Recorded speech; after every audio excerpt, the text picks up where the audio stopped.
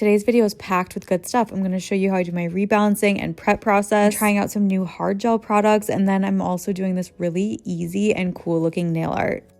We're starting with a rebalance on this manicure that I've had on for about 3 weeks. A rebalance is different from removal. I did a video all about this that I'll link here if you're interested in learning more. But essentially, instead of removing all of the product that I have on my nails currently, I'm actually just taking off the top layers and leaving a thin layer on my nails. So my goal here is to remove all of the top coat and color, and then once I hit my builder layer, I'm only thinning it out but leaving behind a thin layer that I'll just prep on top of. Prepping on top of that thin layer gives my nails a layer of protection so that I'm not over prepping, because over prepping your nails and putting too much pressure on your natural nails can actually be pretty damaging and make your nails feel really weak. So leaving behind that thin layer will add a little bit of extra strength, and also if there's no lifting, it just helps the next manicure stay on better too. Once I remove all that color, I just check my angles and make sure to thin out that base while still leaving behind a little bit of extra product. I do the same process on both of my hands. I always get asked how I do my dominant hand, and the answer is it's just kind of uncomfortable and a little bit awkward, but I basically do the exact same process. I personally find it more comfortable when I'm rebalancing my right hand just to hold my finger out straight, and I still have my E-file in the forward setting, and I just do kind of shorter strokes just to gently remove those top layers and start thinning out the builder layer too. But my philosophy with this, especially since it's my non-dominant hand that's controlling the E-file, is to quit before I go too far. I always recommend, if you feel like you can't reach anything or it's a little bit awkward to do with whatever tool you're using,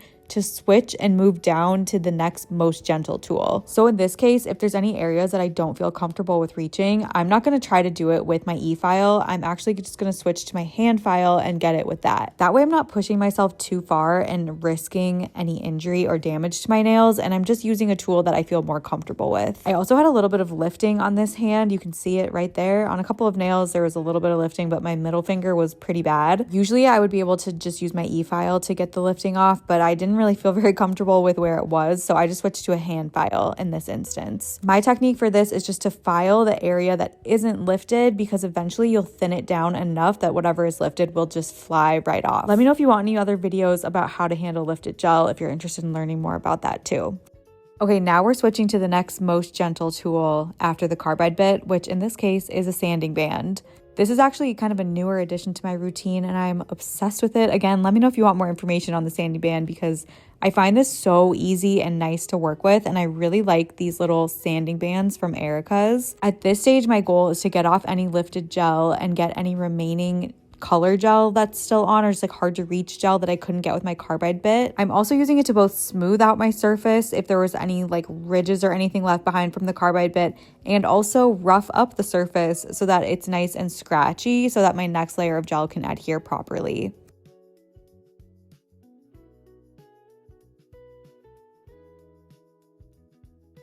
Once that's done, I'm ready to move on to cuticle work, and I also just got this new cuticle pusher that's very pointy and sharp on one edge, and then there's this little loop side tool on the other edge. This tool is honestly so sharp, and I need to use it more. I haven't used it very much yet, and I haven't gotten the hang of it completely. But this side I'm just using to kind of gently start to scrape up a little bit of cuticle, but also lift up the pocket around my cuticle area, which I'm going to be using an E-file diamond bit after this to exfoliate and lift it up even more. It kind of just gets things going so that I don't need to completely rely on the bit to lift up the skin.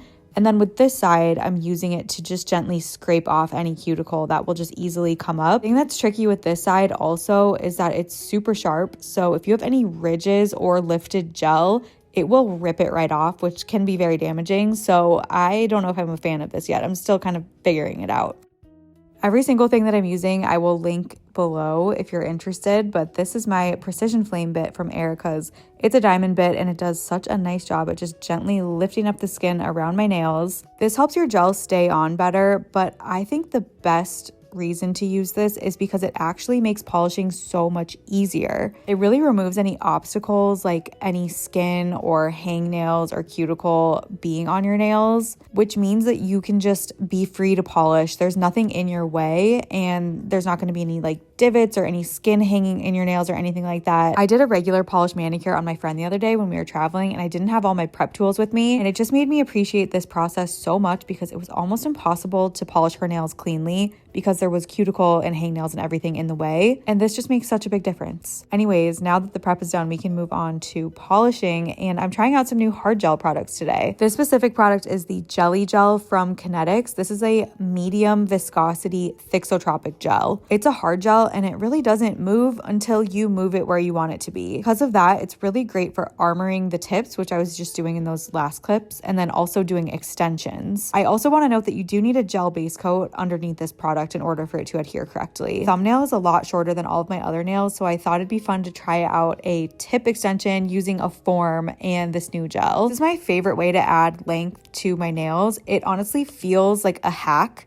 because it feels like it's just so much easier than any other method for me personally. Once I have the form on, I'm just kind of dragging some of the gel onto the free edge of my nail and then just outlining my new free edge where I want it to be. I'm going to put builder gel on top of this, so I'm not worried about it looking perfect or being completely even with my nail at all. I'm really just outlining where I want the new free edge to end. Once that's cured, you can remove the form and then just shape your new free edge. And it's as easy as that, and that's why I feel like it's a hack, because you don't need anything to be perfect. You can just place the gel down where you just kind of outline it and want it to be, and then we'll make it look better once we actually do the builder gel. So I shaped the new free edge, and then I also smoothed out the surface because it was pretty bumpy before, and now it's like nice and smooth and even, which will help me put the builder gel on a lot more easily. So before you put on hard gel, I just want to remind you that you do need to do a base coat, and I use the Cocoa's Mega Stick base. I just wanted to see how the products work together, the two different brands, and they worked really well together, which was really nice. Okay, so now I'm using the new Kinetics Gel in Bottle Hard Gel. This is their softest hard gel that they have, so while it is a hard gel, it does self-level really nicely, and it honestly was not too different from other builder gels in a bottle that I've tried before. If I'm comparing it to Nail Thoughts builder gel, which is one of my favorites, it's a little bit thicker of a consistency and it's not quite as runny. So I noticed with this that if you're using the correct amount, it literally does not flood into your cuticles or your sidewalls at all, which was so nice. And even though it is a thicker consistency, it self-levels really, really nicely if you just kind of give it a second. Also need to apply this in a thinner layer or else it will lift. So I just love that you can use it on longer nails and keep them really thin. If you want more info or more videos on hard gel too, definitely let me know, because I feel like I'm just talking and rambling so much and we got to move on. And we're moving on to this color gel, and I am obsessed with this. This is from B. It's a Japanese gel brand, and this specific one is obviously this beautiful red color, but it is magnet glitter and also flash glitter. This consistency is just absolutely incredible. It reminds me so much of the Cocoaist potted gels, which are really thick and pigmented, and you only need a little tiny bit to get super full coverage. That is just totally saturated. This gel has a higher price point, and the bottle is a little bit smaller than other ones that I use. And I actually think it's totally justified because a little bit goes a long way and is just amazing quality. I'm just really excited about this brand, and I can't wait to try more of their products. I'm obsessed with this nail art too. I think it's so simple but looks really, really cool. You can do this with any magnet gel color, but you just want to do one even layer, and then you want to activate your first layer. And what I'd recommend doing here is concentrating the particles on just one side of the nail. I'd recommend activating all of the particles around the nail to begin with, just to get the polish looking as glowy as possible, but then use the magnet to concentrate them on only one side. You can see here I'm just waving it back and forth on the right side until you can really see that there's just a clear line of magnet particles on one side, and when you shift it, it looks like it's going side to side, left to right. You want to cure that, and then the next step is to repeat this process,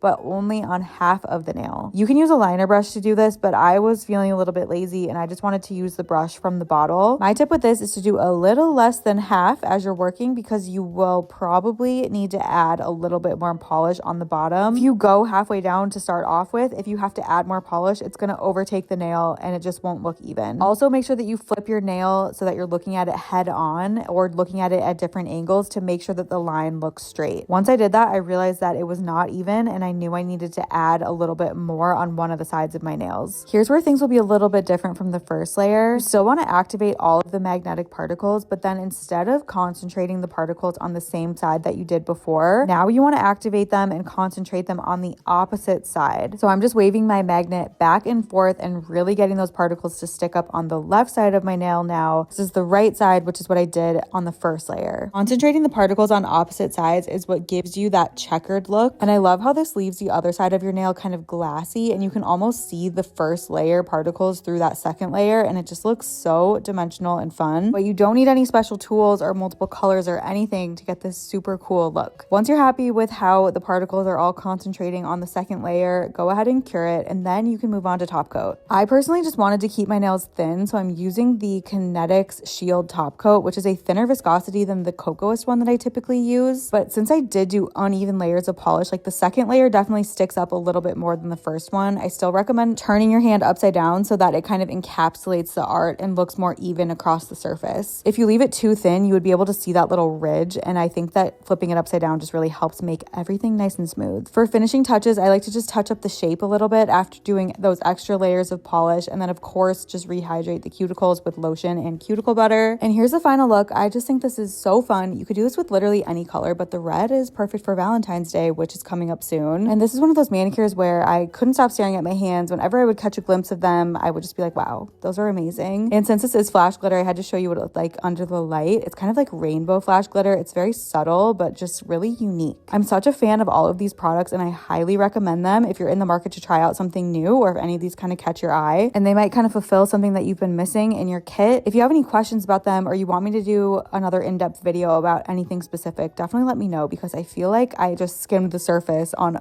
everything that I talked about in this video. There was just way too much to cover and time went by so fast. So let me know what else you're interested in. I only had this manicure on for about 2 weeks because I had to change them for a trip, but the retention was incredible. The strength was incredible. The color and the shine of the top coat were just really beautiful. I just can't recommend all these products enough. I love them so much. I hope you like this manicure. Definitely be sure to subscribe. Let me know if you have any questions. I'll be back soon with another video. Thanks so much for watching, and goodbye.